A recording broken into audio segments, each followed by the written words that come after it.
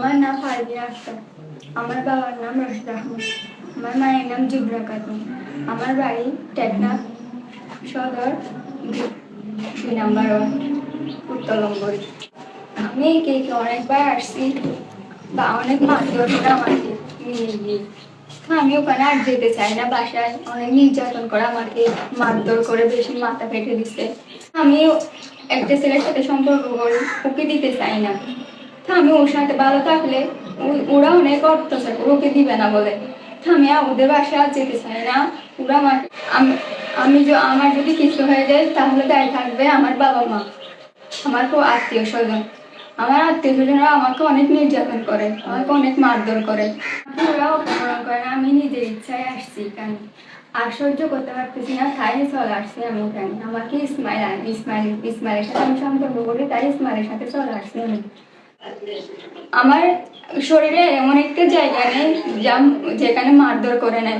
মায়ের কাছে আমি আর যেতে চাই না। আমি ইসমাইলের সাথে সংসার করতে চাই। আবার আমার মা বাবা আমাকে নিতে আসে, তাহলে আমার মৃত্যু ছাড়া আর কোনো উপায় থাকবে না। এর জন্য দায় থাকবে আমার বাবা মা, আমার আত্মীয় স্বজন।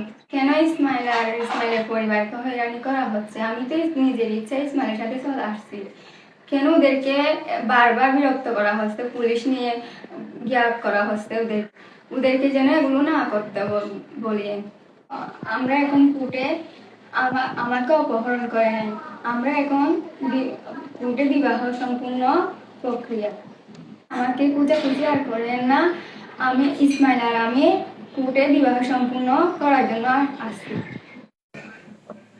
আমরা দীর্ঘদিন ফ্যামিলিতে আর ঘর পাশাপাশি আমরা বিচারের মাধ্যমে 4বার এসে গেছে। 4বার আসে আমার বাড়ি পাশে একটা আমার বড়জন আছে। বড়জনে বলছি যে আমার পাশে 4বার আসে গেছে। তো বলছি যে অনুজের ভাগ সুন্দর ফাটাইল। তো আর হতে সুন্দর দেখাল আসে আই দেখালাইলাম আর ঘর আর বালাইলে কিন্তু আই নদী। তো আবার আসি আর বা দেখালাই আর বা আইবার বেশি মারধর করছে, কিন্তু মাথা ফাড়ি দিয়ে এদের গা তা বিকিন লোয়া টোয়া লই বাইর জায়গা শুনো রাখি ফাড়ি যায়। তারা পুরো যাই ওরে বর্তমানে আমরা নাঙ্গল ফেলাই দিয়া খামি দামি সবকিছু করি।